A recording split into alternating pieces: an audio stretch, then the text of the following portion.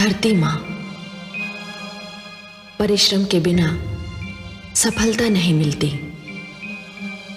जो परिश्रम और कठिनाइयों से घबरा जाते हैं वो जीवन में कभी सफल नहीं हो सकते। सफलता पाने के लिए जीवन की कठिनाइयों की चुनौती को स्वीकार करना ही पड़ता है। भगवान शिव ने भी जब देवराज इंद्र और दैत्य गुरु शुक्राचार्य के सामने एक अनोखे और कठिन अनुष्ठान का प्रस्ताव रखा और कहा कि संजीवनी मंत्र उसी को मिलेगा जो इस अनुष्ठान को पूरा कर दिखाएगा, तो देवराज इंद्र घबरा गए। किंतु दैत्य गुरु ने इस चुनौती को स्वीकार कर लिया। सत्य यह है कि किसी भी कठिन कार्य को करने के लिए दृढ़ निश्चय और निष्ठा की आवश्यकता होती है, जो दैत्य गुरु शुक्राचार्य के पास थी। भगवान विष्णु ये जानते हुए भी कि दैत्य गुरु शुक्राचार्य का उद्देश्य अनुचित है, उनकी निष्ठा देखकर उनकी प्रशंसा किए बिना न रह सके।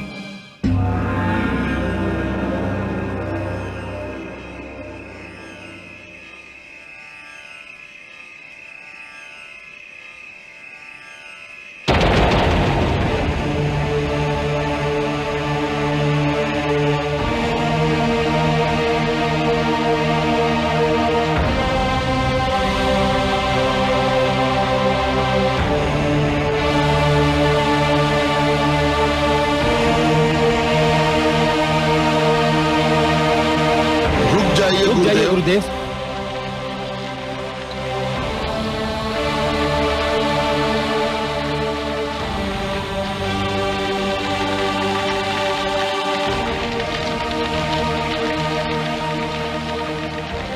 क्या बात है? गुरुदेव, हम लोग समस्त दानव लोक की ओर से एक विनती लेकर आए हैं।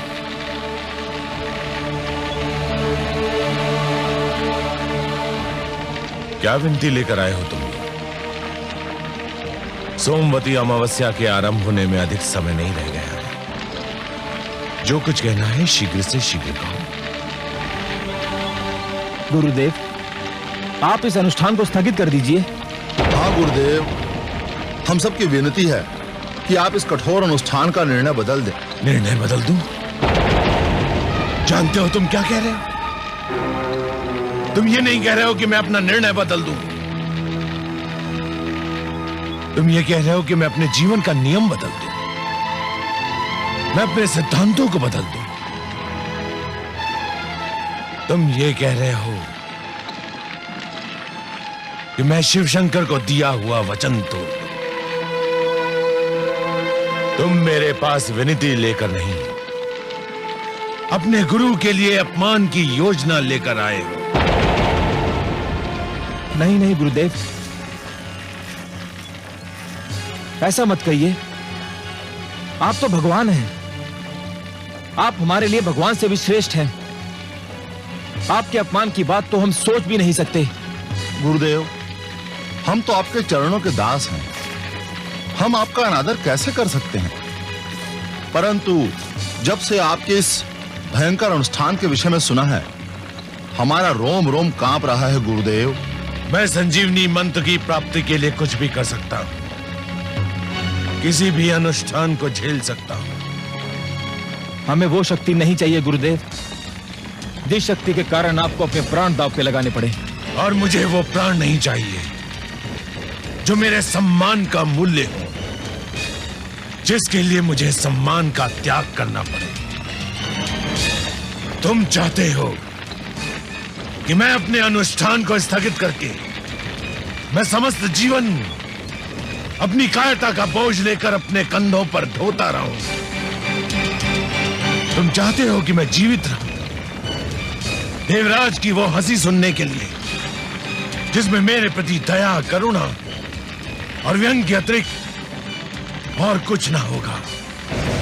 नहीं शिष्य, नहीं, ये नहीं हो सकता, कदापि नहीं हो सकता। परंतु गुरुदेव, अब कोई कुछ नहीं कहेगा। ये तुम्हारे गुरु की आज्ञा है। तुमने अपना शिष्य धर्म निभाया, अब मुझे अपना गुरु धर्म निभाने दो। तुम सब इतना ध्यान रखोगे कि मेरे अनुष्ठान में कोई विघ्न न आने पाए। आप निश्चिंत रहिए गुरुदेव, आश्रम के चारों ओर कड़े पहरे का प्रबंध कर दिया गया है। और इस स्थान पर तो मैं स्वयं और महाराज काल केतु पारी बदल बदल कर पहरा देंगे।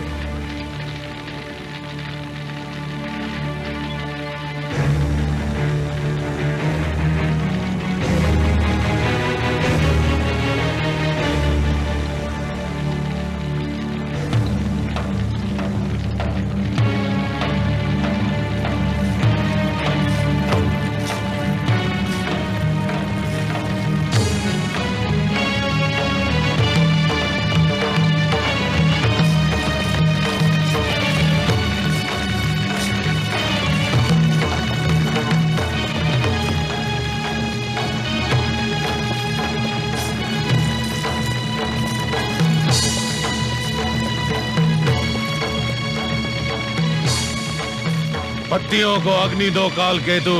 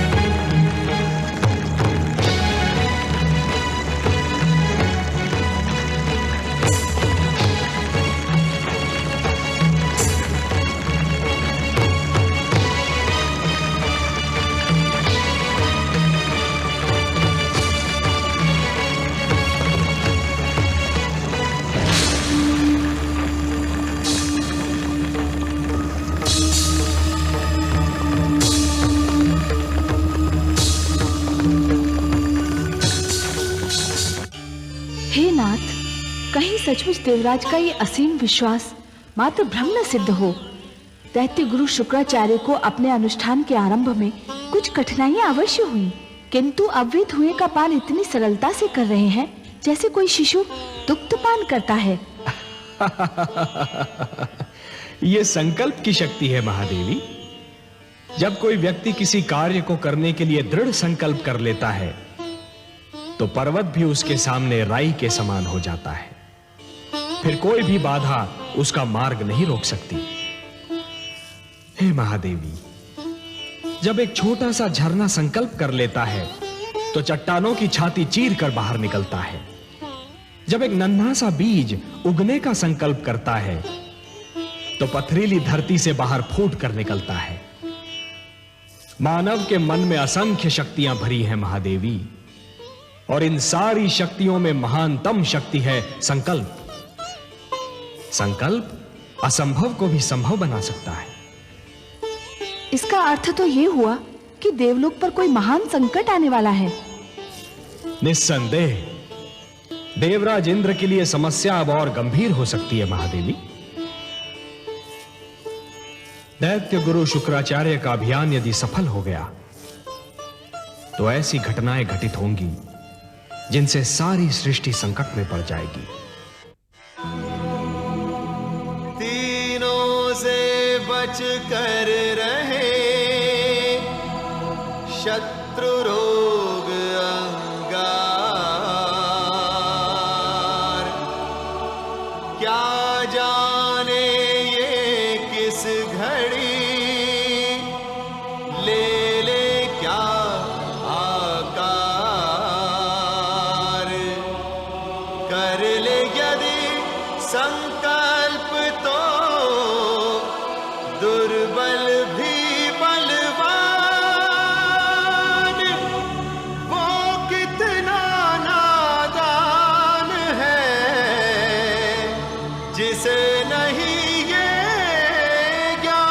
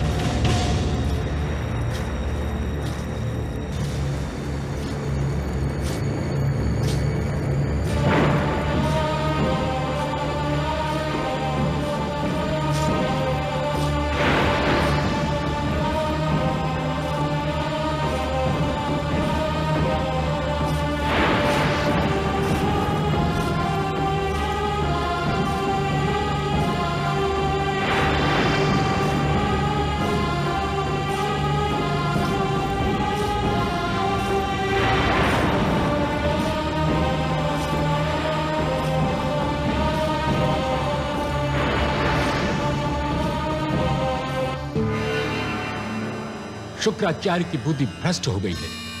भला ऐसा अनुष्ठान किसी मानव के लिए संभव है? देवराज, अच्छा हुआ आप पीछे हट गए। ये अनुष्ठान तो प्राणदान का दूसरा नाम है। 1 वर्ष का अभियान है देवराज। यदि 1 सप्ताह भी पूरा हो जाए तो समझे चमत्कार हो जाएगा।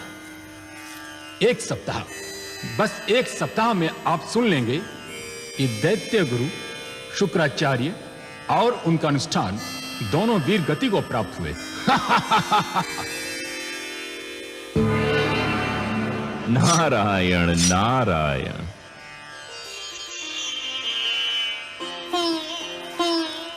आइए देवर्षि, स्वागत है। आज इधर कैसे भूल पड़े? आपके नंदन वन में इतनी सुंदर चर्चा छिड़ी हुई थी तो मैंने सोचा थोड़ा सा आनंद मैं भी उठा लूं।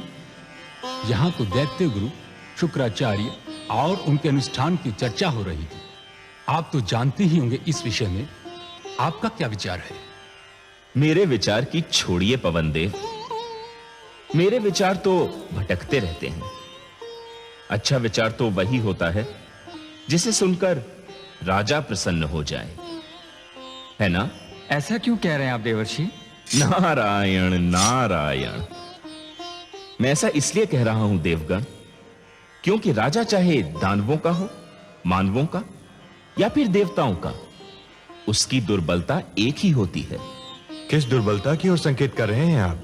मैं उस दुर्बलता की ओर संकेत कर रहा हूं जिसका नाम अंध प्रशंसा है। अर्थात यह देवराज कि हर राजा को वह बात बहुत सुहाती है जिसका आरंभ उसकी प्रशंसा से और जिसका अंत उसके शत्रु की निंदा पर होता है। फिर उस बात में सत्य की खोज वैसी ही सिद्ध क्यों न हो जैसे एक अग्निकुंड में जल की एक बूंद की खोज। देवर्षि, आप कहना क्या चाहते हैं? हे देवराज, मेरे कानों में यहां कही हुई एक बात पड़ी थी कि दैत्य गुरु शुक्राचार्य जिस अनुष्ठान का संकल्प कर रहे हैं वह किसी मानव के लिए संभव नहीं। यह तो मैंने कहा था देवर्षि। मैं तो केवल यह कहना चाह रहा था कि दैत्य गुरु शुक्राचार्य जो अनुष्ठान कर रहे हैं वह मानवों के लिए ही संभव है, देवताओं के लिए नहीं। नहीं तो देवराज उस अनुष्ठान से भाग क्यों खड़े होते? मैं ठीक कह रहा हूं ना देवराज? तो क्या दैत्य गुरु अपने अनुष्ठान में सफल हो जाएंगे? हो जाएंगे नहीं, हो रहे हैं देवराज। जो अनुष्ठान के 2 दिन कुशलता से बिता सकता है वह पूरा 1 वर्ष भी बिता सकता है। दैत्य गुरु के अनुष्ठान का चरम बिंदु संजीवनी की प्राप्ति होगा देवराज, और संजीवनी का मिलना देवताओं के लिए संकट के समय का आरंभ।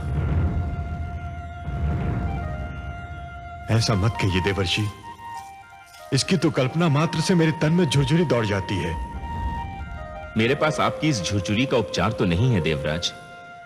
हां, आपके लिए यह अशुभ समाचार अवश्य है कि दैत्य गुरु शुक्राचार्य का अनुष्ठान सफलता की ओर बढ़ रहा है।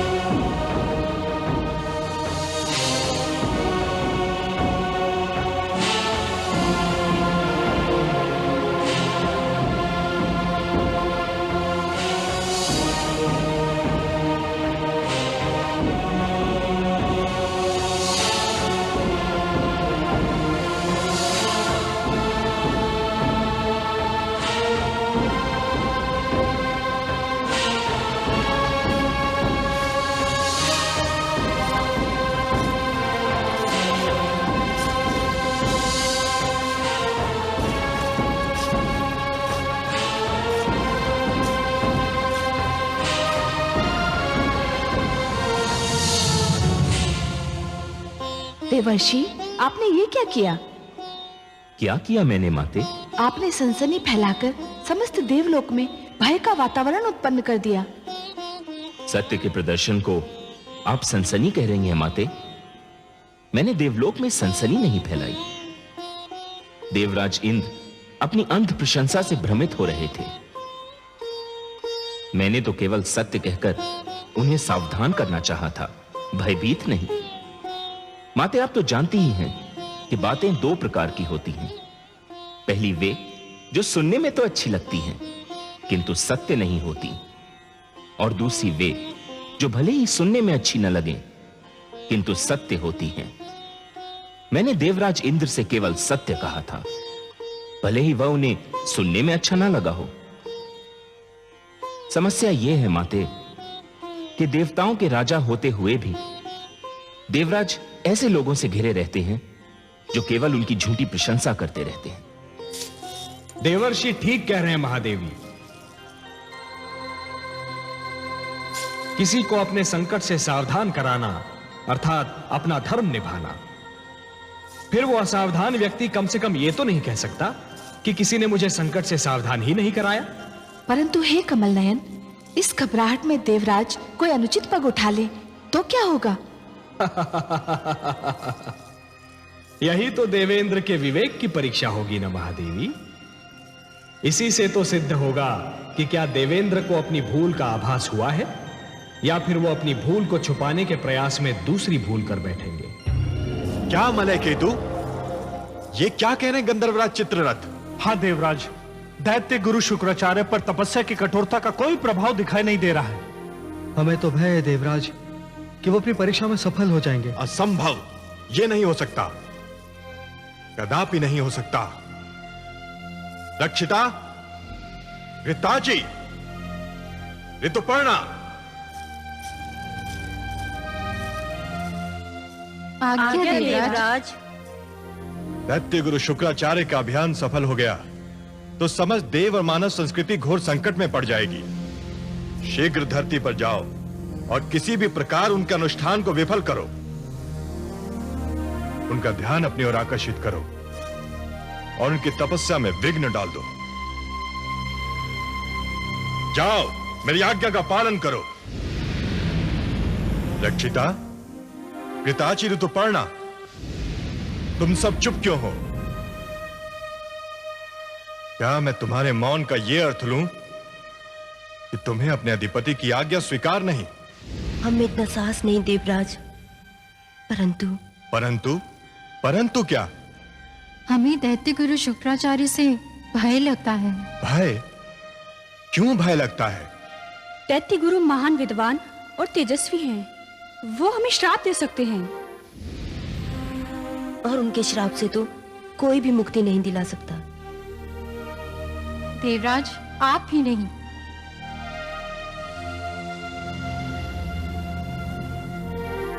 ये सत्य है, परंतु फिर होगा क्या? क्या हम कुछ भी न कर पाएंगे? क्या हम चुपचाप बैठे शुक्राचार्य के अभियान को सफल होता देखते रह जाएंगे? ये तो महान संकट की घोषणा के समान है। शुक्राचार्य का अनुष्ठान रोकना नितांत आवश्यक है, परंतु कौन करेगा यह कठिन कार्य? कौन रोकेगा यह अभियान? मैं करूंगी पिताश्री, मैं रोकूंगी दैत्य गुरु शुक्राचार्य का अभियान। जयंती, मेरी पुत्री तुम? हाँ पिताश्री, मैं धरती पर जाऊंगी और शुक्राचार्य का अनुष्ठान विफल कर दूंगी। तुम जाओगी? नहीं, यह कदापि नहीं हो सकता। मैं तुम्हें जाने की अनुमति नहीं दे सकता। क्यों पिताश्री, क्यों नहीं दे सकते? इसलिए कि तुम मेरी पुत्री हो। और ये अप्सराएं, ये कुछ भी नहीं लगती आपकी, जो सदैव आपके संकेत पर कठपुतलियों की भांति नाचती रही हैं, जो देवलोक के हित के लिए, आपके हित के लिए अपना मान सम्मान न्योछावर करती रही हैं। क्या ये आपकी पुत्रियों के समान नहीं है पिताश्री?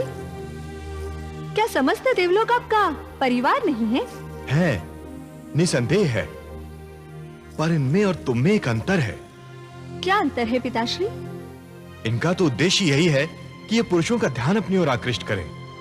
नारी और पुरुष में एक दूसरे के प्रति स्वाभाविक आकर्षण होता है पिताश्री, परंतु यह आकर्षण एक दूसरे से प्रेम करने के लिए, एक दूसरे पर न्योछावर होने के लिए बना है। नारी पुरुष की दुर्बलता नहीं, उसका बल होती है पिताश्री। नारी को मनोरंजन की सामग्री बनाना छोड़ दीजिए और ये मुझ पर छोड़ दीजिए कि मैं दैत्य गुरु शुक्राचार्य का अनुष्ठान कैसे रोकती हूँ। अब मुझे जाने की अनुमति दीजिए। नहीं पुत्री, नहीं, तुम इन दैत्यों को नहीं जानती। ये वासना के पुतले सौंदर्य और यौवन के पीछे पागल हैं। भूखे भेड़ियों के समान होते हैं ये दानव। तुम्हें वहां जाने की अनुमति देना तुम्हें घोर विपत्ति में डालना होगा। परंतु गुरु शुक्राचार्य तो दैत्य नहीं है, वे दानवों के गुरु अवश्य हैं, स्वयं दानव तो नहीं। आप निश्चिंत रहिए पिताश्री, मुझे उनका कोई भय नहीं। मैं किसी भी आपदा को झेल सकती हूँ।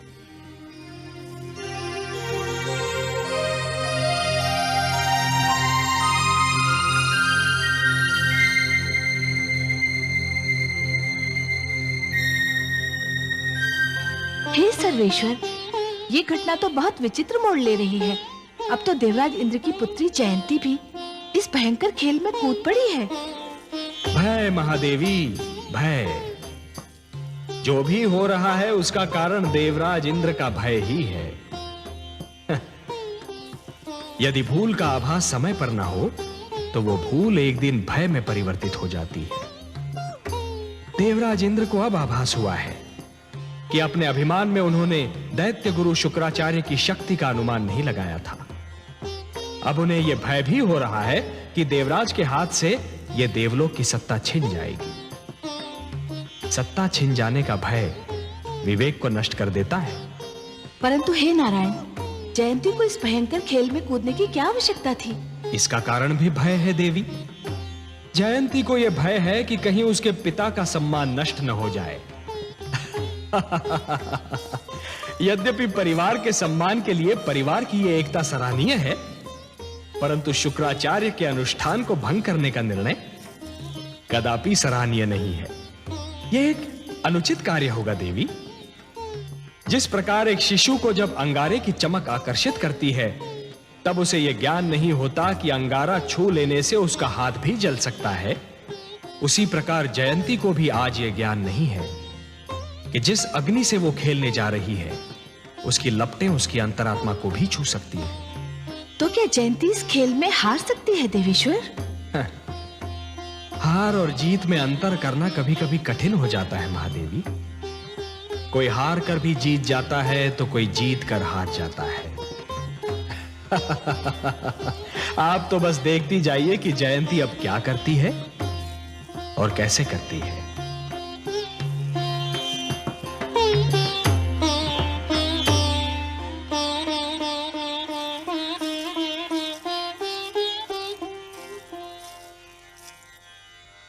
पुत्री, तुम्हारा निर्णय सर्वथा अनुचित है।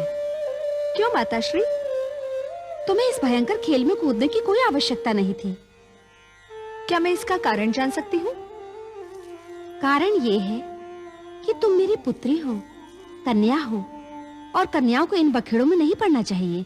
माते, मुझे आश्चर्य हो रहा है कि आप परिवार के सम्मान को बखेड़ा कह रही हैं। कुछ भी हो, कन्याओं के लिए कुछ सीमाएं बनाई गई हैं, और उन सीमाओं से बाहर निकलना उनके लिए अच्छा नहीं होता। तो आप ही यही समझती हैं? कन्याएं दुर्बल और तुच्छ होती हैं। जो काम पुत्र कर सकते हैं वो पुत्रियां नहीं कर सकती, या उन्हें नहीं करना चाहिए। आप भूल रही हैं माताश्री, परिवार के सम्मान की रक्षा केवल पुत्रों का कर्तव्य नहीं, पुत्रियों का भी कर्तव्य है।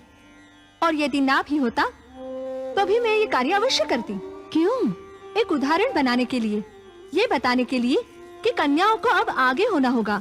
वे सारे कार्य करने होंगे जो अब तक केवल पुरुषों के लिए सीमित समझे जाते थे। पुत्री, तुम नहीं जानती तुम क्या कर रही हो। तुम दैत्य गुरु शुक्राचार्य की शक्ति को नहीं जानती। और माताश्री, आप मेरी क्षमता को नहीं जानती। मुझे अनुमति दीजिए।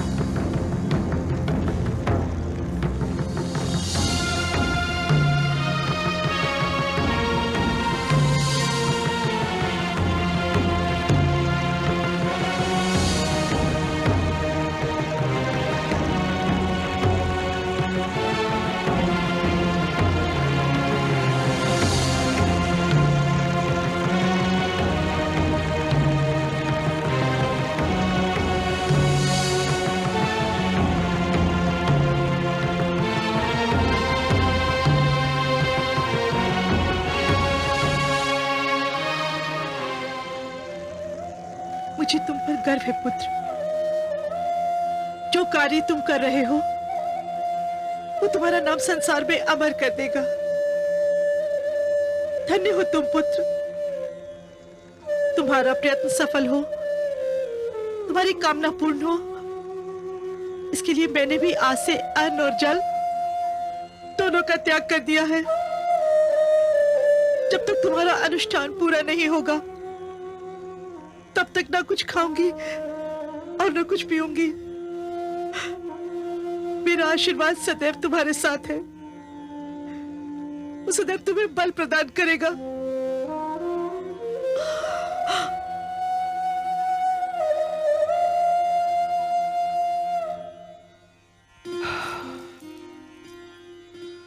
है महादेवी। जानती हैं सृष्टि का सबसे सुंदर दृश्य क्या होता है? हाँ कमल नयन, वो दृश्य जिसे देखकर आपका मुख पुष्प की भांति खिल उठता है, वही दृश्य जो हमने अभी देखा। आपने ठीक कहा महादेवी, आपने मेरे मन की बात कह दी। जब मां अपने पुत्र का दुख बांटने का प्रयास करती है तो मुझे लगता है कि सृष्टि का निर्माण निरर्थक नहीं था। लगता है जैसे सृष्टि के निर्माण का उद्देश्य पूरा हो गया हो। हे कमल नयन, माता और संतान का संबंध सृष्टि का सबसे सुंदर और सबसे शक्तिशाली संबंध है। इतना शक्तिशाली संबंध तो पिता और पुत्र का भी नहीं होता। पुत्र पिता का अंश अवश्य होता है, किंतु माता का तो पुत्र विस्तार होता है। इसीलिए तो माता अपने पुत्र का दुख देख नहीं पाती। पुत्र का दुख, पुत्र का कष्ट माता के लिए स्वयं उसी का दुख, उसी का कष्ट बन जाता है। हाँ महादेवी, आपने माता और पुत्र के संबंध को एक सुंदर परिभाषा दे दी। सत्य कहा आपने, माता अपने पुत्र के कष्ट को अपना ही कष्ट समझती है। जिस प्रकार घटा धरती पर बरसने के लिए व्याकुल रहती है, जिस प्रकार एक पुष्प वातावरण में अपनी सुगंध फैलाने के लिए व्याकुल रहता है, उसी प्रकार एक माता भी अपने पुत्र पर हृदय का सारा प्रेम लुटाने के लिए व्याकुल रहती है। ममता इस सृष्टि की सुंदर भावना है। धन्य है ये माता। मैं ऐसी माताओं को प्रणाम करता हूं।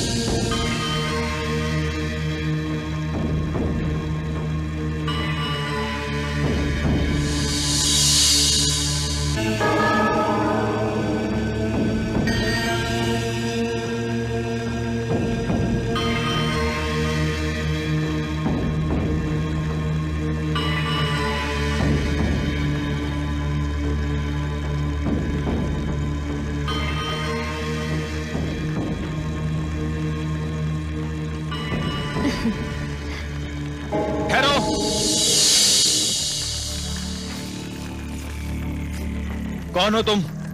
मैं गुरु शुक्राचार्य की शिष्या हूँ श्रीमान। हिमालय पर तपस्या करती हूँ। मुझे समाचार मिला कि मेरे गुरु अपने जीवन को दांव पर लगाकर अनुष्ठान कर रहे हैं, तो मैं उनके दर्शन को चली आई। दर्शन कर लिए? अब लौट जाओ। हाँ दैत्यराज, गुरु के दर्शन से तो मैं धन्य हो गई, परंतु अब क्या चाहती हो तुम? गुरुदेव अनुष्ठान में भाग लेने के उद्देश्य से मैं थोड़ा सा चंदन साथ लाई थी। आप अनुमति दे दे तो इसे अग्नि में डाल दूं?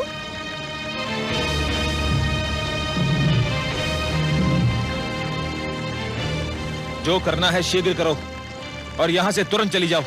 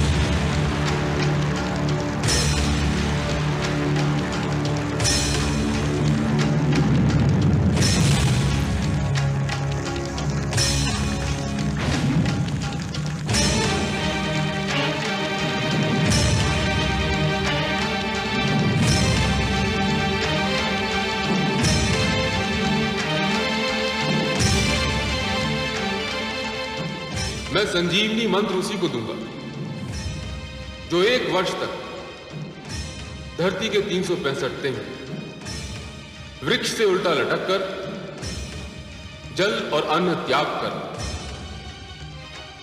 केवल जलती हुई पत्तियों का धुआं पीता रहा पूरे 1 वर्ष।